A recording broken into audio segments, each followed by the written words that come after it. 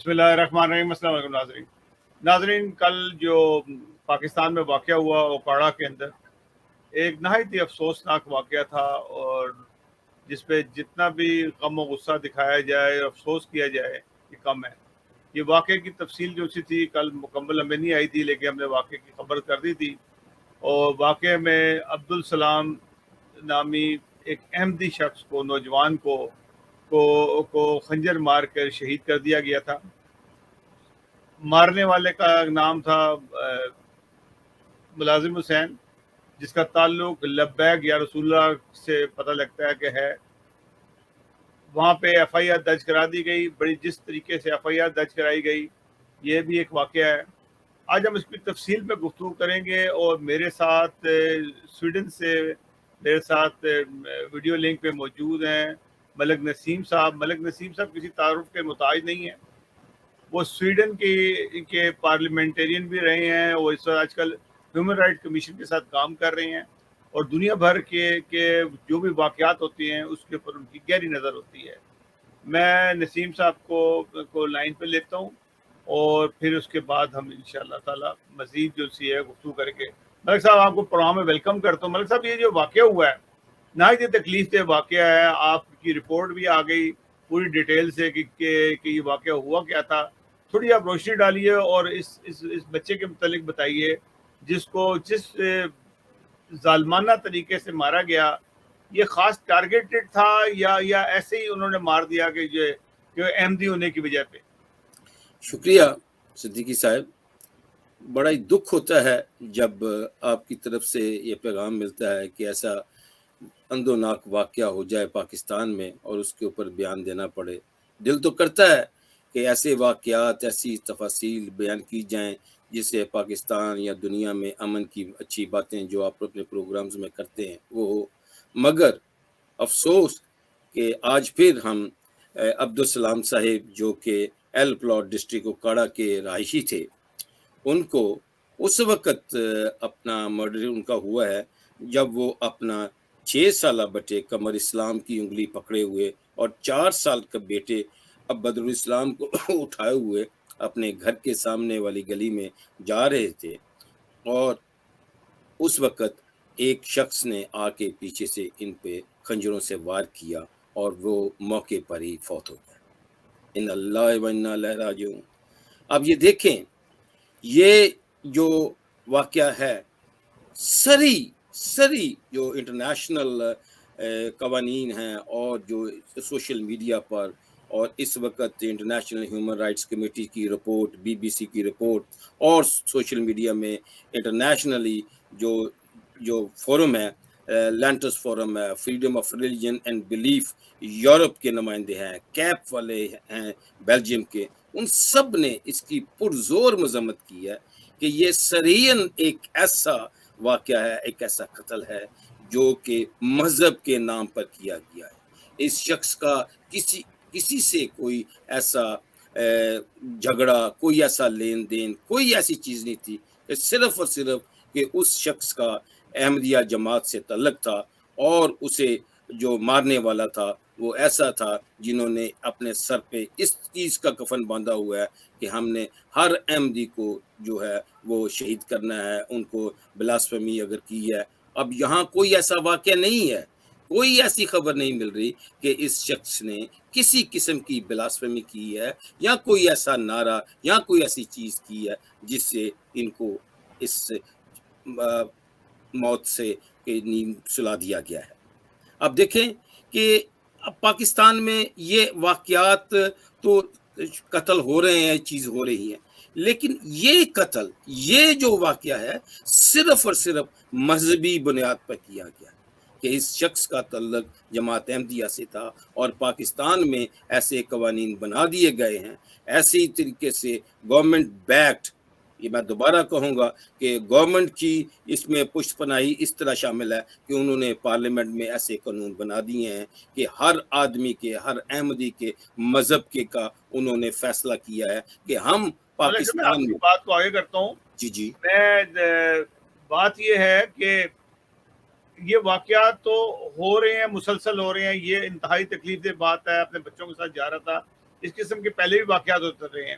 لیکن میں نے اب یہ کچھ عرصے سے میں دیکھ رہا ہوں کہ دوبارہ سے انتشار جو ہے نا جماعت احمدیہ کے خلاف دوبارہ سے بھڑکایا جا رہا ہے. ایک خاص منظم وہ جو بھڑکانے والے ہیں جو کہ قتل کے لیے کہہ رہے ہیں وہ سامنے ہیں. یعنی کہ اگر پچھلی حکومت میں دیکھا جائے تو ابھی جو عمران خان صاحب کے جلسے ہو رہے ہیں ان جلسے میں ایک شخص ہے اس کا نام ہے علی محمد, تو کھلم کھلا کہہ رہا ہے ہم نے قادیانیوں کی کمر توڑ کے رکھ دی اپنے 4 سالہ دور میں. اور یہ لوگ اور وہ لوگ بھی انہی لوگوں کو استعمال کرتے تھے, جیسے کہ کمر کیا توڑی کہ ہماری 26 سے قریب مساجد کے مینارے گرائے, لوگوں کو 20 سے قریب لوگوں کو شہید کیا, قبرستان اجاڑے.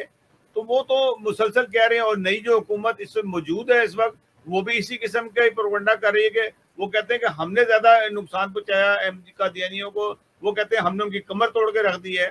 تو یہ ہیومن رائٹس ایجنسی ہے جس کے آپ بھی ممبر ہیں, تو کر کیا رہی ہے وہ اس وقت؟ دیکھیں بات یہ ہے کہ اگر آپ ایک تاریخ کی ورک اگر تلائیں تو آپ دیکھیں گے کہ 1953 سے جماعت احمدیہ کے خلاف پاکستان میں ایسے واقعات ملتے ہیں.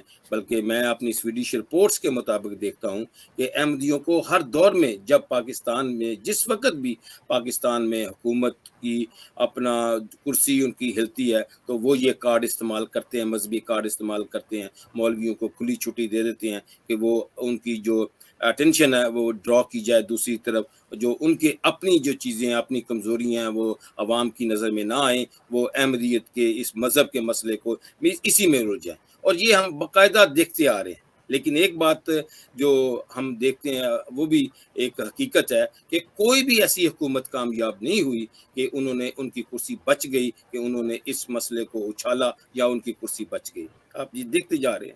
اب یہ میں آپ کو اس واقعے کی ایک اور اپنا طرف بتاتا ہوں کہ عبدالسلام صاحب کے یہ کزن محمد ظفر اللہ صاحب سعید والا ضلع شہو پورے میں, ان کو بھی 29 اگست 2018 کو فائرنگ کر کے اپنا مرڈر کیا گیا تھا. اور وہ بھی مرڈر جو ہوا تھا ان کی دکان پہ مار دیا تھا جی, اور ان کا بھی مرڈر جو ہے ان کا بھی جو مرڈر ہے وہ بھی مذہب کے نام پر ہوا تھا.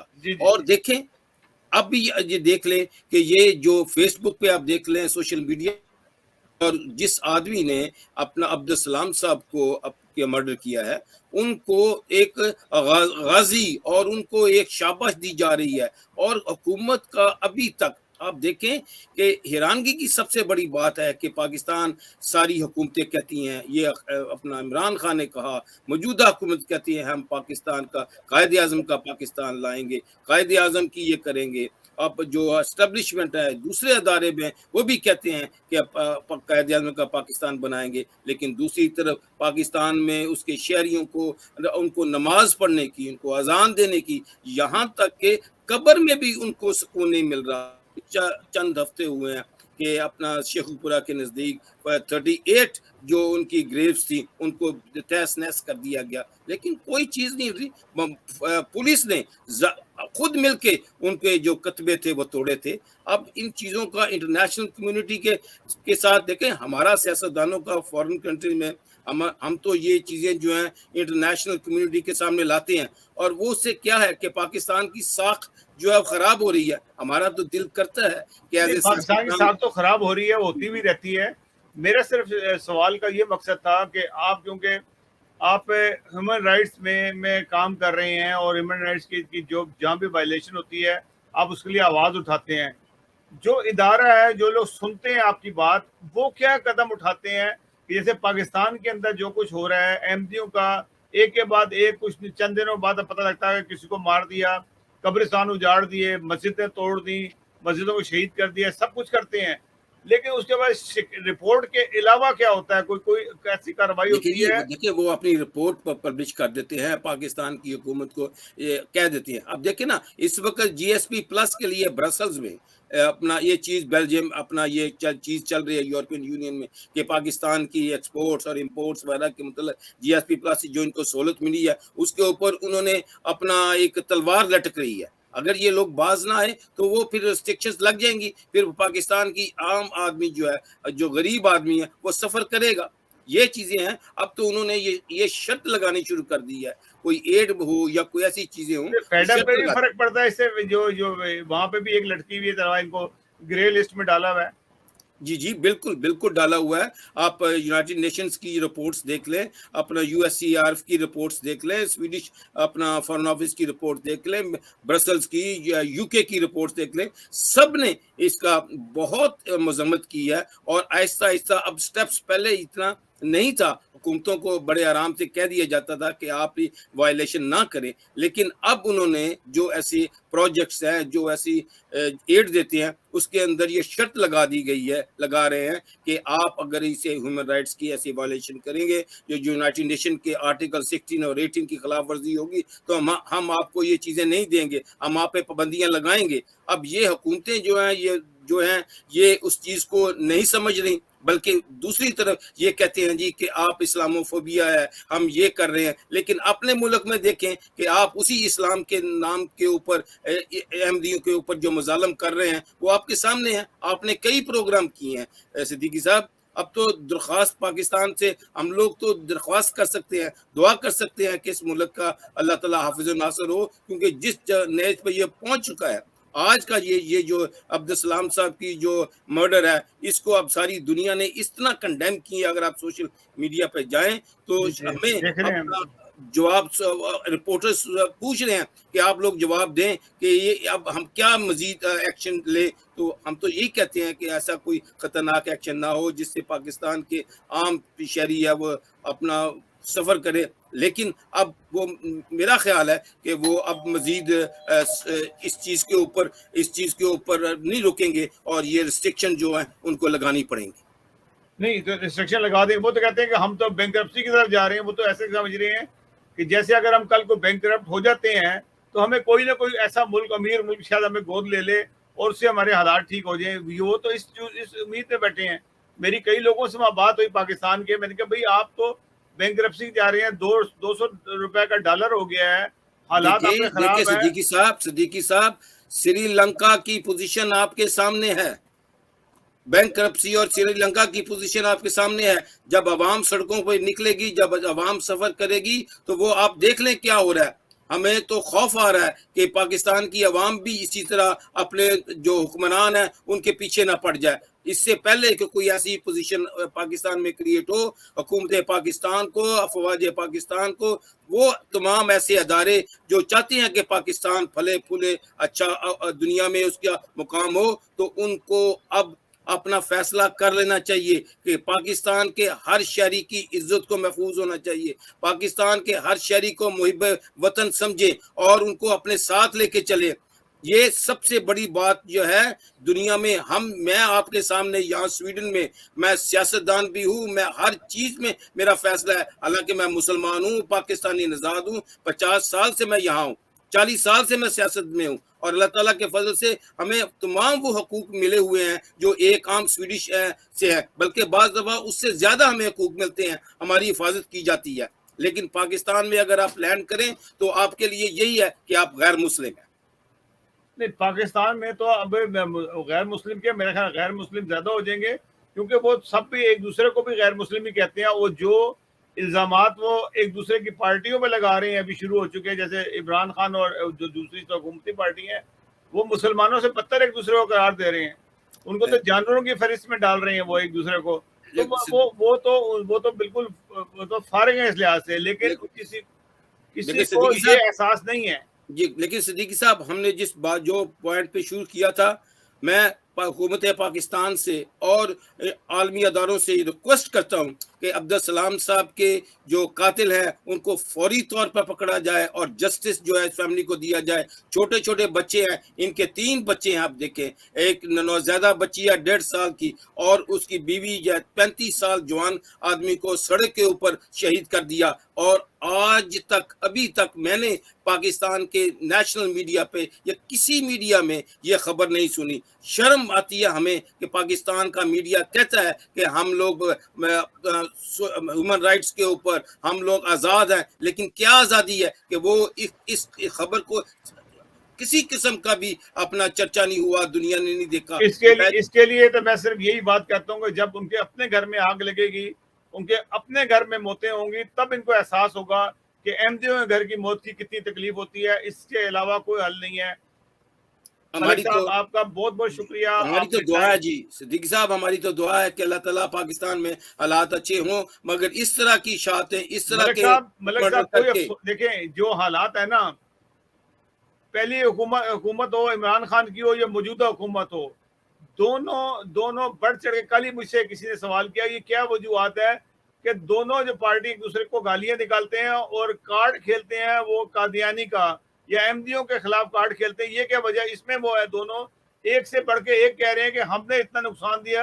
मैंने कहा कि उसका नुकसान हुआ तो उससे क्या अहमदियत को कोई अहमदियत बंद हो गई? ये तो 125 साल से ये कुछ कर रहे हैं। बात यह है कि इनको ये इनकी शर्म खत्म हो चुकी है, इस हुकूमत की और इनसे पहले वालों की भी। इमरान खान की तकरीर से पहले एक शख्स आके सिर्फ और सिर्फ यही कुछ करता है।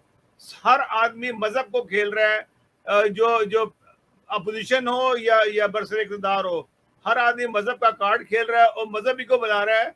उनसे पूछो कि तुमने काम क्या किया? काम इसलिए नहीं कुछ किया कि काम उनको आता ही नहीं है। यही वजूहत है कि आज वो लोग जो से बैंकरप्सी की तरफ जा रहे हैं, और बैंकरप्सी के अंदर भी एक अच्छी पहलू निकाल रहे हैं कि शायद हमें कोई अमीर मुल्क खरीद ले। जी बताइए। हमारी तो दुआ है सिद्दीकी साहब, हम तो यहाँ बाहर बैठे हुए ओवरसीज पाकिस्तानी जिनको पाकिस्तान से मोहब्बत है, हम तो यही कोशिश करते हैं कि पाकिस्तान के हालात अच्छे हों, मगर ये एक बात वाज़ेह है, यहाँ भी देख लें इन लोगों ने सियासत और मज़हब को बिल्कुल अलग किया हुआ है। मज़हब का कोई तल्लक नहीं है सियासत में, और पाकिस्तान में जिस तरीके से हुकूमतें मज़हब का कार्ड खेल के अपने आप को बचाने की कोशिश करती हैं, हमने पाकिस्तान की 70 साल तारीख में किसी गवर्नमेंट को फूलते फलते नहीं देखा जिसने मजहब कार्ड इस्तेमाल किया है। तमाम हुकूमतें ख़त्म हो गई। आपको अब तफसील इस वक्त तो बताई नहीं जा सकती, लेकिन आपको अंदाज़ा अच्छा है, आपके प्रोग्राम में बात की गई है कि हर वो हुकूमत जिसने पाकिस्तान अपनी हुकूमत को का दौर बढ़ाने के लिए मजहब कार्ड इस्तेमाल, कादियानी कार्ड इस्तेमाल किया, वो नेस्तो नाबूद हुए हैं। मजहब उनका कादियानी से आगे बढ़ते ही नहीं है, खत्म नबूवत से आगे बढ़ते ही नहीं है। वो तमाम इस्लाम के अरकान भूल चुके हैं, हर चीज भूल चुके हैं। उस कहते हैं सिर्फ खत्म नबूवत असल अरकान है और कुछ नहीं है। तो ये बदकिस्मती है इन लोगों की कि जो जिस तरफ ये इस्लाम से भटक चुके हैं। तो मलिक साहब आपका बहुत बहुत शुक्रिया, आपने टाइम दिया, और आपसे दोबारा ही बात होती रहेगी। अगर आपके पास कोई ताज़ा इत्तला हो तो मुझे जरूर बताइएगा, इंशाल्लाह ताला दोबारा आपको लेंगे। और बहुत बहुत शुक्रिया। जी अल्लाह ताला पाकिस्तान का हाफिज़ व नासिर हो, हम तो दुआ ही कर सकते हैं जी। शुक्रिया बहुत बहुत। नाज़रीन, ये थे मलक नसीम साहब जो स्वीडन में सियासी कारकुन भी हैं और आजकल ह्यूमन राइट्स कमीशन के साथ काम कर रहे हैं। इनकी दुनिया के इसी किस्म के मामलात पे नज़र होती है, और मेरा भी सवाल यही था कि आखिर इन पाकिस्तान पे वो प्रेशर क्यों नहीं पड़ता जो प्रेशर पड़ना चाहिए। जिस तरीके से ह्यूमन राइट्स वाले हैं या फेड अप वाले हैं, तो वो लोग क्यों इनको नहीं रोक सके पाकिस्तान वालों को? वजूहत क्या है? या सिर्फ और सिर्फ वो खाना पूरी के तौर पे ही काम होता है? तो नाज़रीन, ये सब सारी सूरत हाल नहायत अफसोस है। हम अब भी दुखी हैं, और कल का जो वाक़या है इंतहाई तकलीफ दे हुआ, और ये वाक़यात आज नहीं रोज़ाना ही होते हैं वहाँ पे, और इसकी रोकथाम होनी बहुत ज़रूरी है। किस तरीके से होनी है ये दुनिया को सोचना पड़ेगा। नाज़रीन, अगले प्रोग्राम तक के लिए इजाज़त दीजिएगा। अल्लाह हाफ़िज़। अस्सलाम वालेकुम सिद्दीकी साहब, अस्सलाम वालेकुम।